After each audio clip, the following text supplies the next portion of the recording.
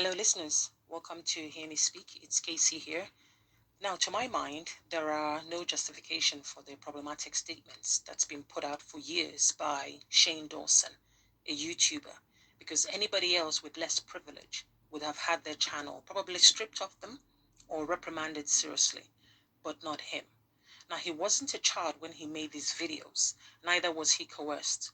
He's done racism against other cultures. He's worn blackface many times. He's advocated for pedophilia and bestiality. Now, if you don't know what bestiality is, it's having sex with animals. So what else does he need to do for him to be checked? So today I'm talking about Shane Dawson, the YouTuber. Now, there are a number of things that we shouldn't talk about flippantly or even in jest or even hypothetically. And I'm talking domestic violence, abuse, rape, and even pedophilia. Now, Shane Dawson, a YouTuber with a gigantic, huge following, is trending for his apology video on blackface and other racist behavior and other things he's done in his videos in the past. Now, his past videos and comments are also in the hot seat, and a number of them are quite nauseating. They actually made me gag, not because I wanted to throw up, but because I did wonder how this man has gotten away with some of the videos that he has posted alluding to pedophilic tendencies in the past. Now, I was disgusted and horrified by a video I saw of him and some grown adult female questioning a 12-year-old girl about things no grown man ought to be talking to a child about, especially not on camera, and even more so if this child isn't your child. Now, why should Shane Dawson ask a 12-year-old if she's on her period? Why should Shane Dawson ask a child if she has a boyfriend? And that if the boy wants to put it in, what should the girl say? This is a conversation he's having with a 12-year-old child on camera. It is disgusting and it is disturbing. Now, Shane continues by saying to this child, if the boy says, what about just putting it in your mouth? To which the child replied, no. Now, all the while, this other person in the room is laughing. Shane is filming and he's clearly enjoying himself because he finds this amusing and no doubt believing himself to be the savior of this child's life to teach her about intercourse. Now, his current apology video may cut it with some of his fans, but how on earth can this video be justified?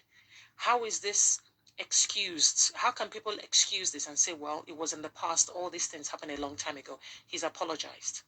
Now, it turns out, listeners, that the woman in the video that I'm talking about with Shane was actually an ex-girlfriend. To me, she needs to be held accountable. Now, Shane has gone on a deleting spree, and somehow he's currently deleting a lot of his videos. So who knows what else could be discovered? Because after all, if he has nothing to hide, why is he deleting them? Now, whether his behavior is predatory or not, it was wrong then and it is wrong now. A 12-year-old child would not initiate sexual conversation with an adult, let alone a grown man. The vocabulary that Shane uses in his videos where minors were involved is problematic. And yet, his huge followers, subscribers, they clearly feel that these videos are acceptable, as they are the ones praising his bravery and accepting his apology if you go by what comments he's receiving. And with regards to blackface videos and other racist comments that he's made, as far as I'm concerned, I will say this. Unless you are black, then the apology isn't yours to accept, since you don't know what it's like to be targeted due to the color of your skin. But moving on. Now, when Shane Dawson was making these videos and uploading them, why didn't YouTube put a stop to it? Out of his over 20 million subscribers, why didn't they call him out on the disgusting content that he was uploading? Now, Shane put it out there. So what does that say about his subscribers, the people who actually view this and think it's acceptable?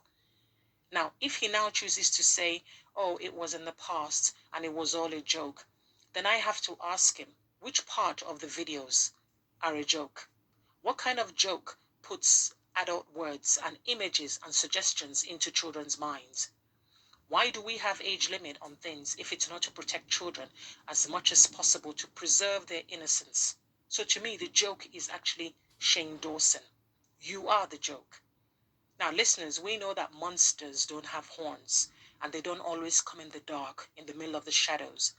The person that hurts you the most, it's someone already known to you.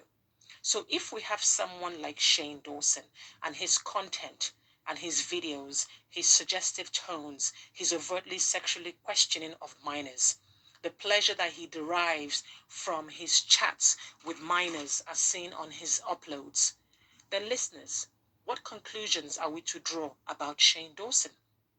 What I see is somebody who is very privileged, getting away with a lot of things.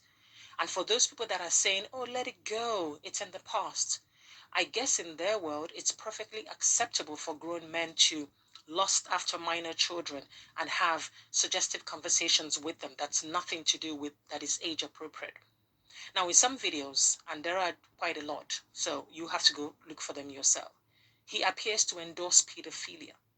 Now, pedos are adults who have sexual attractions to I can't even say the word, I can't even say the word, prepubescent children, minors, babies. Now, these are sick individuals. Now, that I can say. They are sick and they walk amongst us all. Now, Shane, in one of his videos, he's comparing foot fetish to pedophilia, which is obviously a false equivalent. What is wrong with this man? How do you say it's okay to Google foot fetish, but you get arrested if you Google naked kids? That he actually doesn't understand that this is a problem. I don't actually think he sees it. He actually said that he pretended to be a pedo and Googled naked babies, and the pictures were sexy. Yes, he said the 6-year-old image of the girl that had makeup on was sexy. These are his words, listeners. I'm not making it up. Now, I did wonder though, if the videos were for his views, because I did wonder, what was he making these videos for views? Was it to get more subscribers? Because I don't think so, because at that point he had millions. When I say millions, I mean millions of subscribers. His video gets millions and millions of views. And at the end of the day, of course, it's not illegal to have warped, disgusting, nasty views. But Googling child images for your gratification, even in the name of research, now that's not right. That is problematic and there's something wrong with you. Now, this particular video that I'm talking about, it might be a couple of years ago, but it's still problematic in today's day and age. Because if he found minors sexy then, who's to say that his thought process has changed now? Even if everything else can be forgotten and forgiven, he sexualized children, and that is not okay. It is not acceptable any which way you want to look at it. Now, he has posted some 20-page statement explaining his past actions and that there are some things that, he doesn't want to go over again and blah, blah, blah, blah, blah, blah. To me, some things cannot be condoned. So just because he has a huge following, does that mean that the rest of us are supposed to turn a blind eye? Because there's some guy on YouTube with millions of followers, which means that everything he says must be okay and acceptable. And the rest of us should become blind as well as ear blind as well. I don't think so. Because if you can sympathize with pedos, then there is something wrong with you. Let me know what your thoughts are in the comment section. As usual, thanks for listening. Share this video, give it a thumbs up if you will. Subscribe if you wish. Take care.